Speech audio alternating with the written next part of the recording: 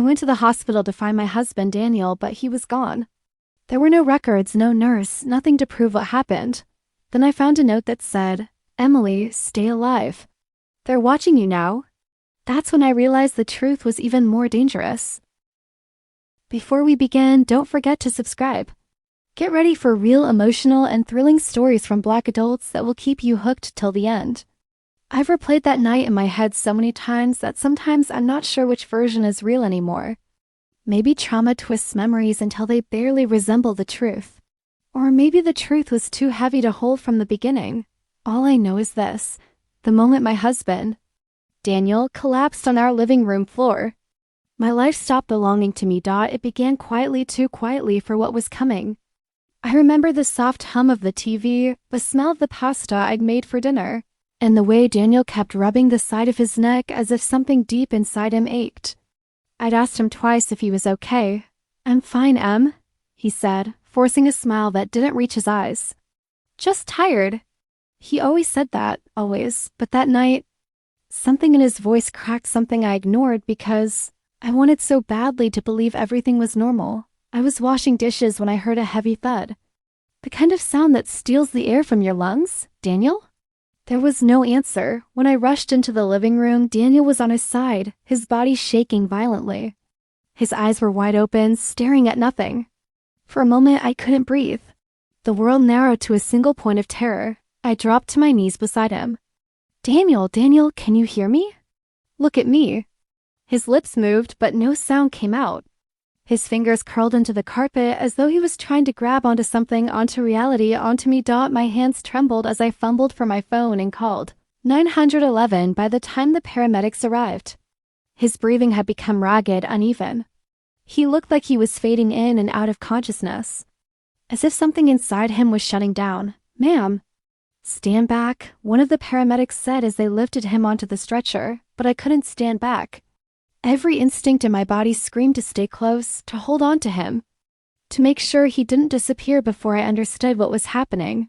I followed the ambulance to St. Vincent Memorial Hospital with my heart beating so violently I could feel it in my throat.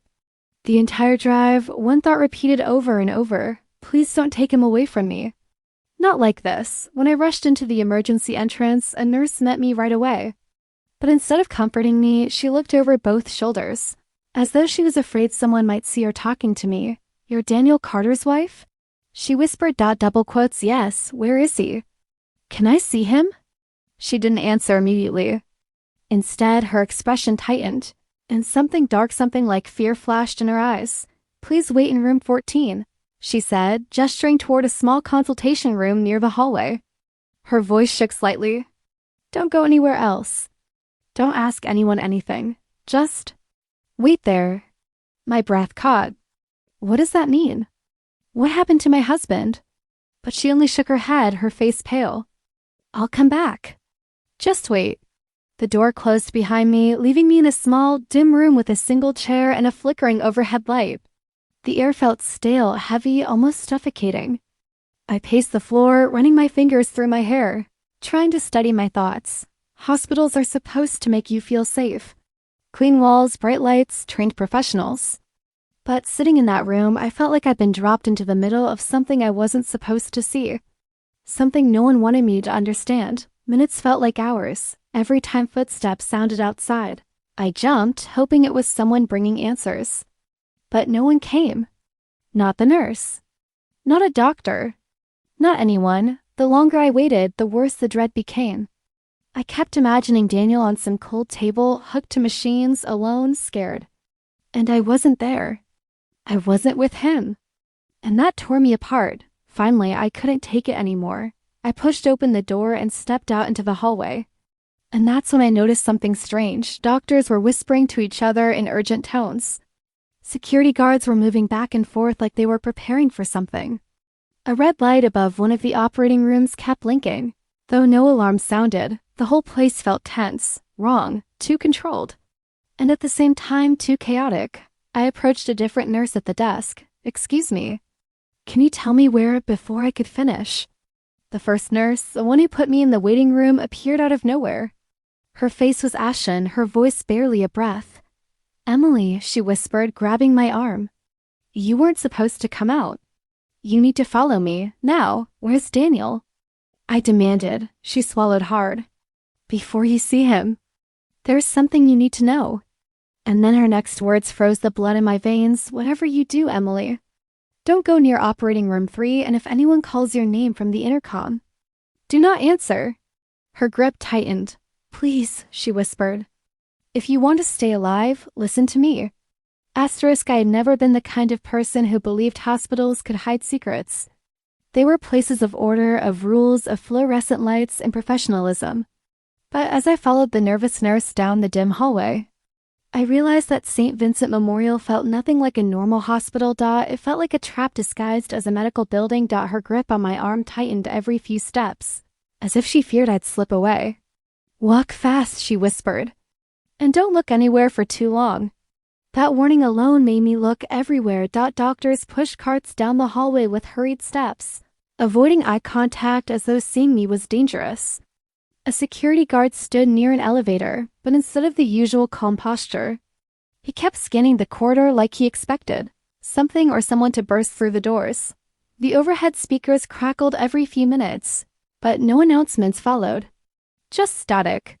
Just noise. It was unsettling. Wrong, what's happening? I finally asked, unable to keep the tremor out of my voice. Where is my husband? Why is everyone acting like this? The nurse didn't answer. Instead, she led me into a narrow supply hallway, the kind reserved for staff. The fluorescent bulb overhead flickered once, then steadied, casting a pale glow over shelves of medical gloves and 4 bags. Only then did she turn to me. My name is Grace, she whispered, and I'm trying to help you. But you have to trust me. Everything that's happening, it's not about you. It's about him. My husband, the man I'd built a life with. I swallowed, my throat dry. What do you mean by about him? Daniel is sick. He collapsed. That's all? She shut her eyes for a moment, a gesture filled with exhaustion and fear. When she opened them again, her voice was fragile. Emily, I need you to listen carefully. When he was brought in, something happened. Something the doctors didn't expect. My heart pounded. What happened? Grace took a shaky breath. He reacted to one of the tests. Reacted in a way no normal patient should. His blood work? It set off a system alert. A federal alert. A chill crawled down my spine. That makes no sense. Why would his blood trigger anything? I can't explain all of it, she said. I don't know everything myself. All I know is that as soon as his test results came in, the hospital went into a restricted protocol. That red light flashing above operating room 3. Her voice lowered. It's not a malfunction. I felt the room tilt. So the staff knows something about him? Something medical?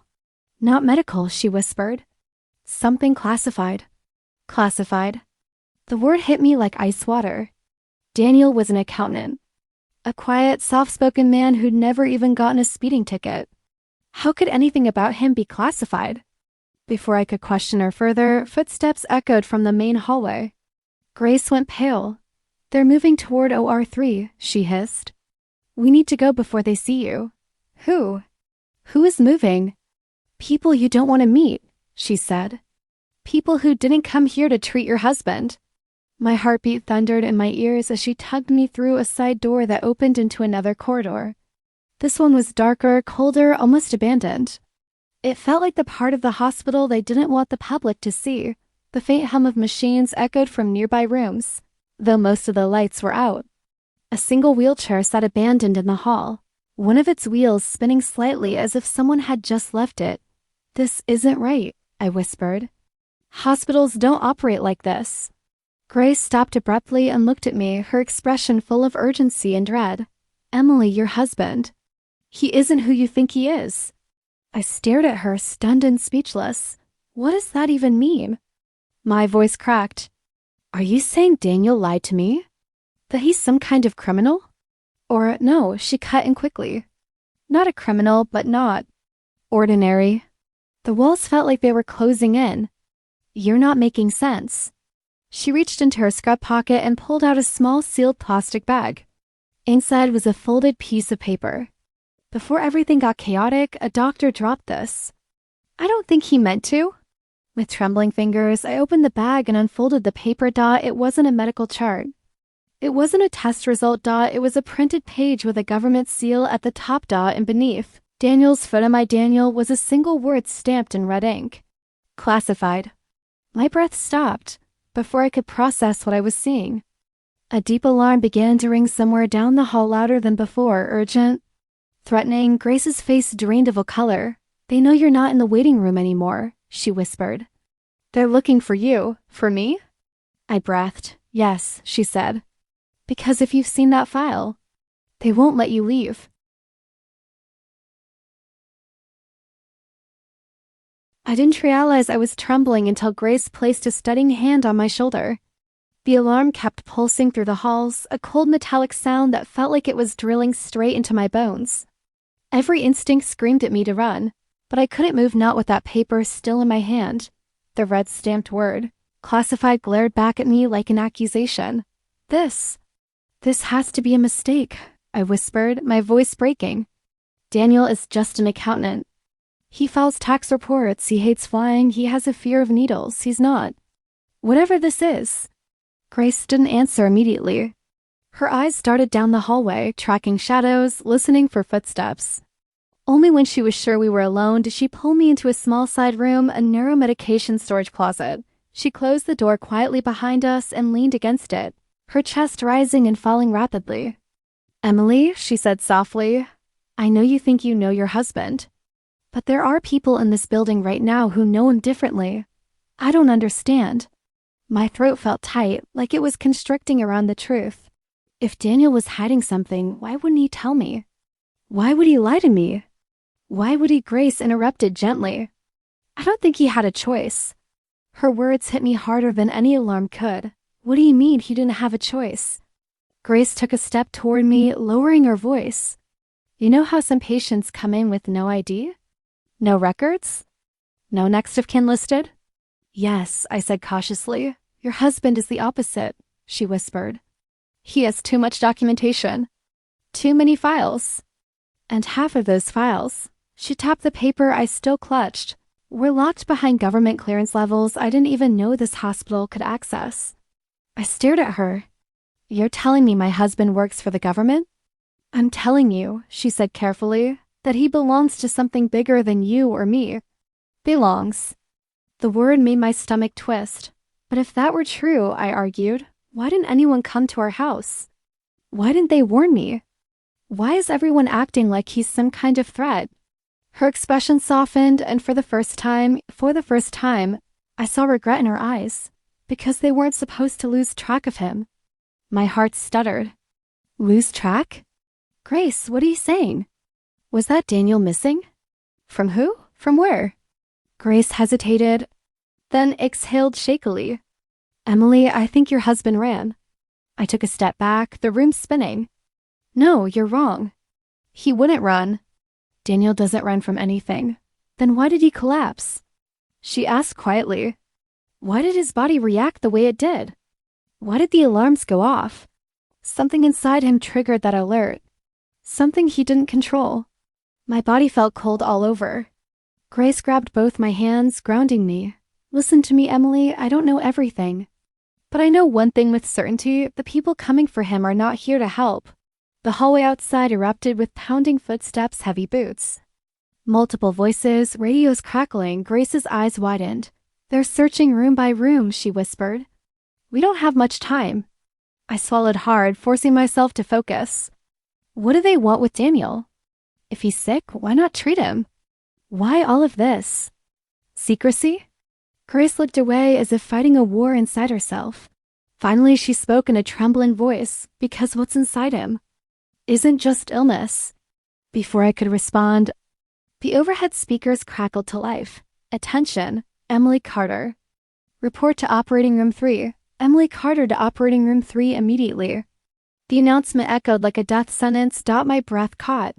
Why are they calling me? How do they even know where I am? Grace grabbed my shoulders urgently. Emily, do not go. Do you understand me? Don't answer, don't respond, and don't let anyone take you toward that room. But Daniel, what if he's in there? No, she said firmly. That's not where he is. That room is a trap.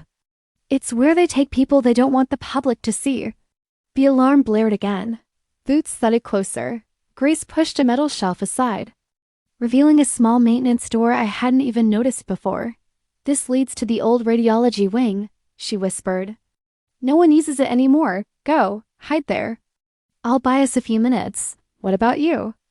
I demanded. You can't stay out here, she managed a small, sad smile. Emily, I've already broken too many rules. If they catch me, I'm done anyway. But if I can get you to Daniel first, then it's worth it. A lump formed in my throat. Why are you helping me? Her eyes softened. Because the first time I saw Daniel tonight, he looked terrified. Not for himself, she touched my hand. For you. Footsteps thundered into the hallway outside. Grace shoved me toward the maintenance door. Go now, and Emily, whatever you hear, don't come back for me. I slipped into the dark space just as the closet door burst open behind her. The last thing I heard before the door closed was Grace's voice.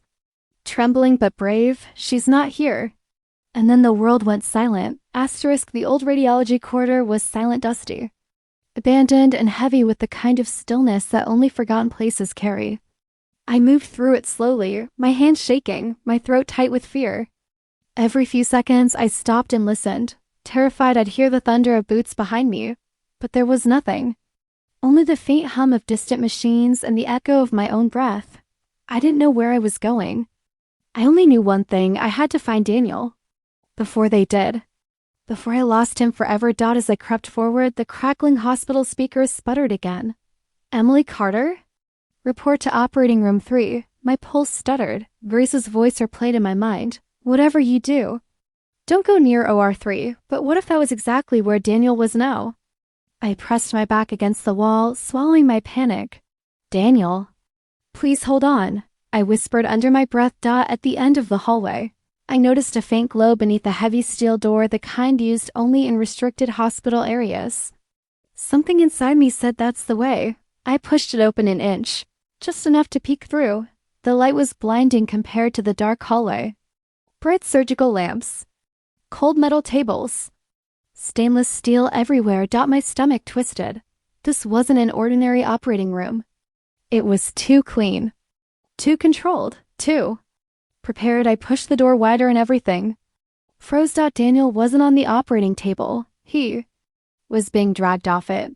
2 figures in black surgical masks and dark protective suits were each gripping one of his arms, pulling him toward another door at the back. Another masked figure stood beside the machine that had been monitoring him, its screen showing erratic spikes. Daniel's head hung forward, his knees buckling as they pulled him. He looked weak, broken, nothing like the man who'd kissed me goodbye that morning. Daniel. The word tore out of me before I could stop it. All 3 masked figures snapped their heads up at once. Daniel lifted his eyes, and the expression on his face shattered me. Fear, pain, and something far deeper, regret. His voice cracked, barely audible. You shouldn't be here. My legs moved on their own, carrying me into the room. What are you doing to him? I cried. Let him go. He's sick, he needs help. One of the masked figures stepped forward, raising a hand as if warning me not to come closer, but Daniel shook his head violently, pulling against their grip. No, don't touch her. He jerked so hard that one of the men lost his hold. Another lunged to grab him again. I took a step toward him, tears blurring the bright lights. Daniel, talk to me, please. What's going on? For a split second, everything slowed. Daniel looked at me fully, really looked at me, and I saw the truth burning in his eyes. The truth he'd been hiding for years. His voice trembled. I never wanted you to know who I really am. The masked figures froze, as if those words were an alarm louder than any siren. Enough, one of them growled. Restrain him? No. I screamed. Daniel tried again to reach me, but the men pulled him backwards, dragging him across the cold tile floor. The sound of his breath, heavy, labored, echoed painfully through the sterile room. Daniel, stop fighting, one of them ordered. You're only making this harder. But he didn't stop. His eyes never left mine, not once, and in them, I saw the memories of our life together flash like a broken reel, laughing in our kitchen, Sunday mornings on the couch, kissing me goodnight, holding my hand, living like a man with nothing to hide. And yet he had hidden everything. "Emily," he shouted, voice cracking with urgency. "Listen to me. I'm not who you think I am." The accident that won 3 years ago, his words were cut off as a mask-covered hand clamped over his mouth. "Stop," the man hissed. "She doesn't have clearance." Clearance. My stomach dropped. "Don't take him." I cried, rushing forward, but 2 more figures appeared from behind the surgical curtain, blocking my path. Mrs. Carter once said coldly, "You need to step back." "No." "He's my husband." Their voices were calm, controlled, terrifying. "Your husband is part of a classified federal program. His presence here is unauthorized." My breath vanished. Unauthorized? What did that even mean? Daniel thrashed against the men holding him, muffled shouting cracking beneath the gloved hand over his mouth. "Emily, leave." He managed to yell through the grip. "Go, please run." I shook my head, tears falling freely. "I'm not leaving you." "You have to," he choked out. "For your safety, go now." The men dragged him backwards through a metal door that locked automatically behind them with a heavy, echoing snap. I lunged forward, slamming my hands against it. "Daniel!" Silence, just the hum of machines and my own sobbing breaths filling the room. Then, from behind the door, faint and broken, "I'm sorry." And just like that, he was gone, dot taken dot, and the truth, the real truth, had only just begun to surface.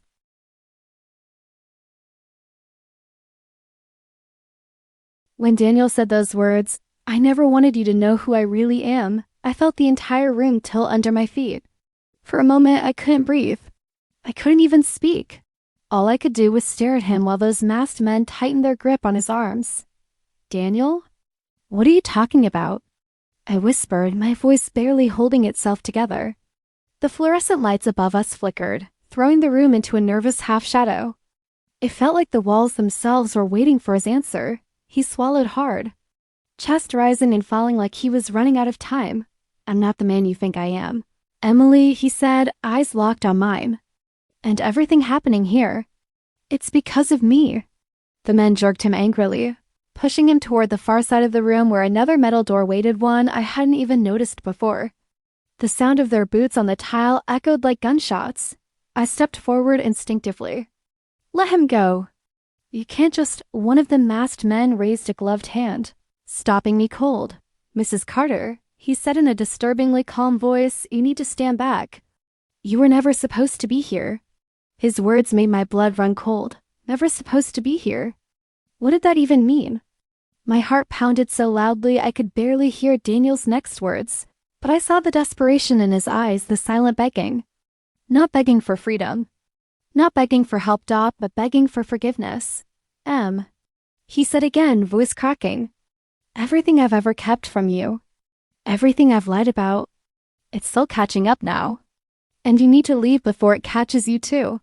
I shook my head violently. "No, I'm not going anywhere without you, Emily." His tone changed, firm, protective, final. "I can't let you get hurt." The masked men started pulling him again. Daniel didn't resist, but his eyes never left mine. He kept watching me with this painful kind of softness, like he was memorizing me for the last time.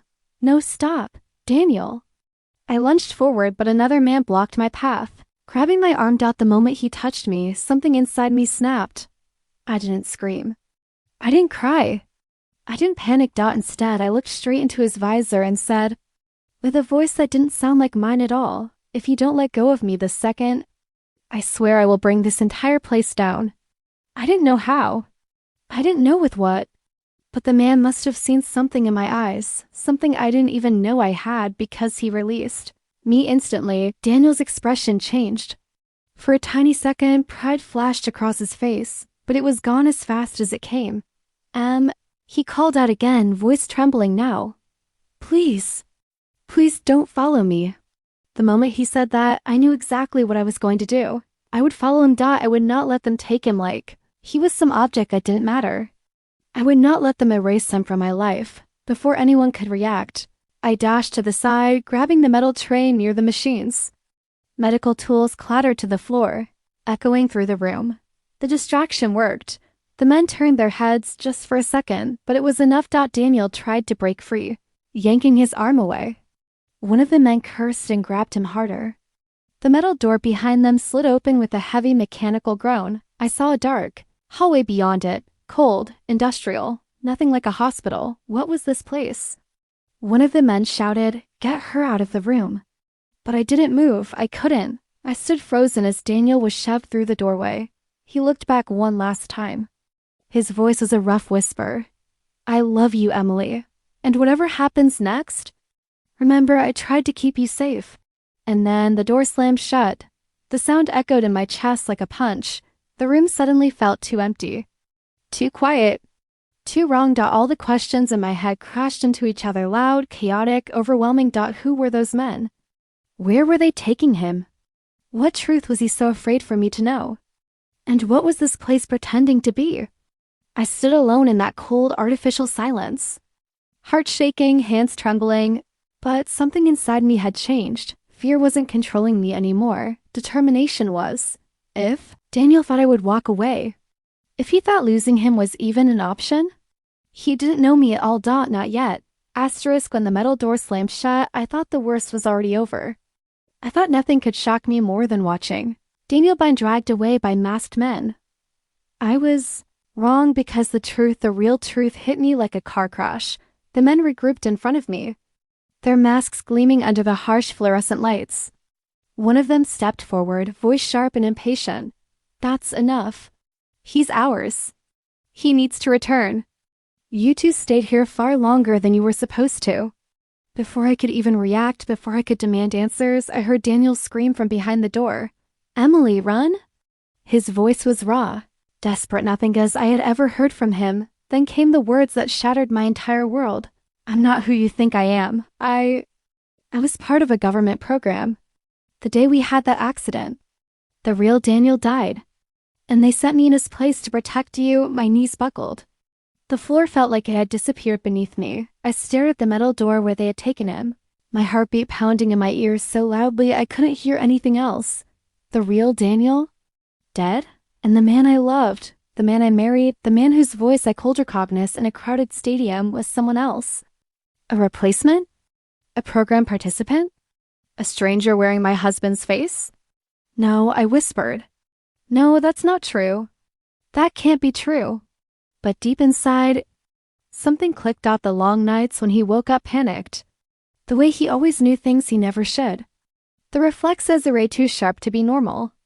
The secrets he refused to talk about, pieces of a puzzle I didn't know I was solving. I pressed my hand to my mouth as tears burned my eyes. My husband had died that day.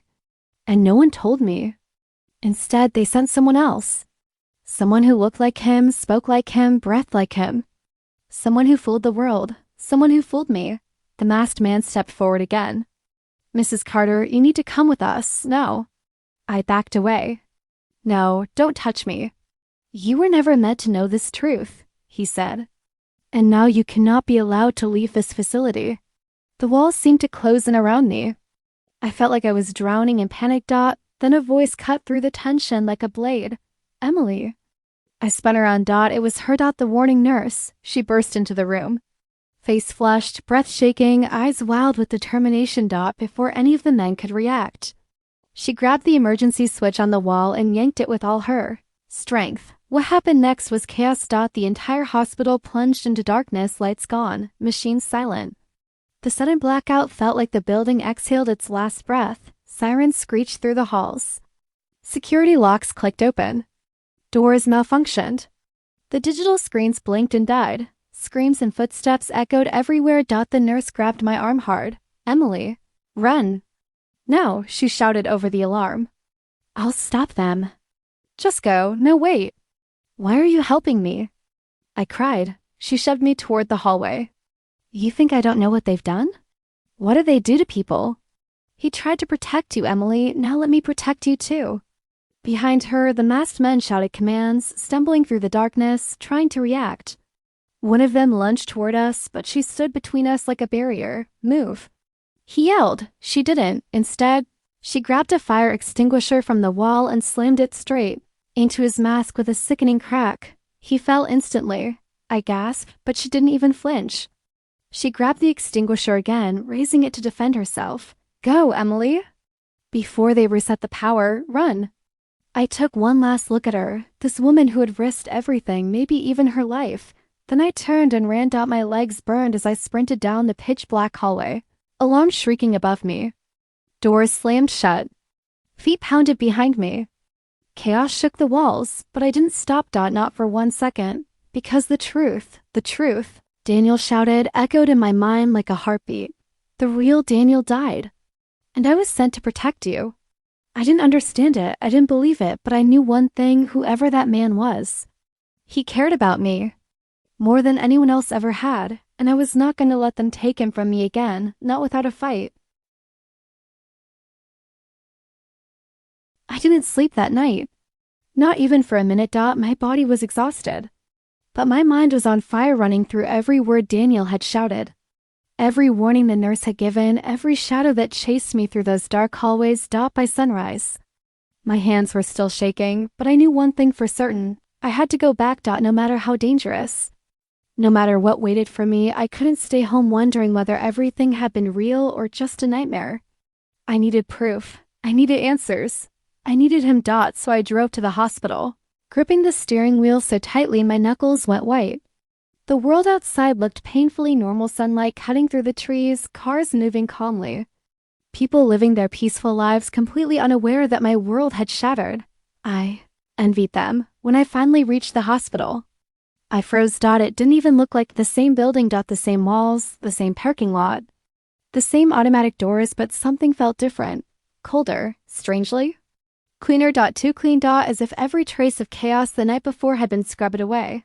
I stepped inside, expecting alarms, flickering lights, broken equipment, something, but no. Everything was quiet, peaceful, normal. A nurse at the reception desk looked up at me with a polite, empty smile. Good morning. How can I help you? Her voice was soft, friendly, nothing like the masked men. Nothing like the nurse who had saved my life. I swallowed hard. I'm looking for a patient, I said slowly. My husband, Daniel Carter. She typed into the computer, fingers tapping lightly. After a moment, she turned back to me with that same polite smile. There is no Daniel Carter admitted here. My stomach dropped. No, that's not possible, I insisted. He was admitted last night. Room 409. There was an emergency. There were people. Ma'am, she said gently, room 409 is under renovation.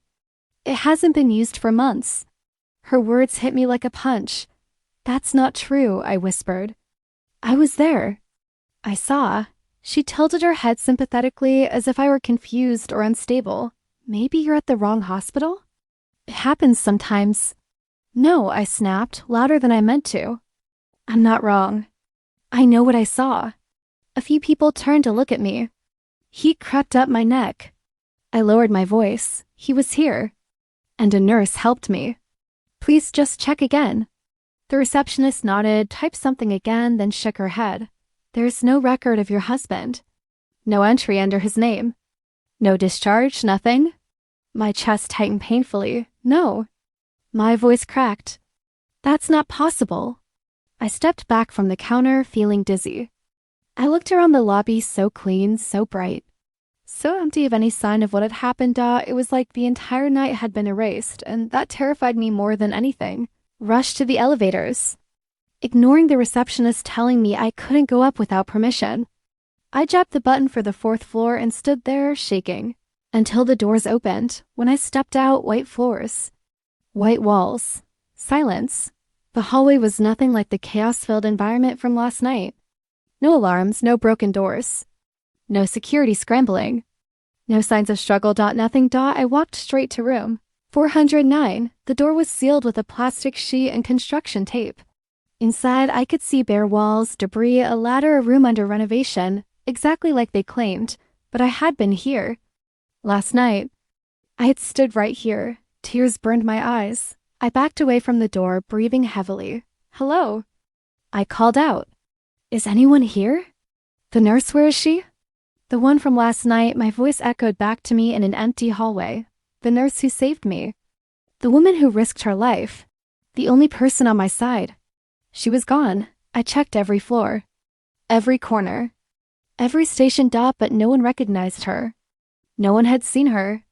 No one even knew who I was talking about. It was like she'd been wiped from existence. By the time I reached the ground floor again, I felt hollow. Like I was the only person left who remembered anything. I headed toward the exit, heart heavy, mind numb, but just before the doors opened, something caught my eye. The reception desk. A single piece of paper was sitting there, alone, placed neatly on top of the counter. Knew immediately it was for me. My fingers trembled as I picked it up. There were only 4 words, written in Daniel's handwriting, the handwriting I had memorized from years of anniversary cards, little notes on the fridge, love letters he thought were silly but I treasured. The message said, "Emily, stay alive. They're watching you now." My throat closed. I clutched the paper to my chest, feeling my heart break and strengthen all at the same time. He was alive, somewhere, not gone. Not erased completely, and he was warning me. They were watching me, the men from last night, the program he talked about, whoever had replaced my husband, whoever had stolen the truth. I didn't know yet, but I knew one thing: this wasn't over. Not for me. Not for him. Not for the life we had been forced into. I folded the note, slipped it into my pocket, stood tall, and walked out of that hospital with a fire burning inside me. They might be watching me, but they had no idea what I was capable of when someone I loved was taken from me. And I was coming for answers. No matter what it costs.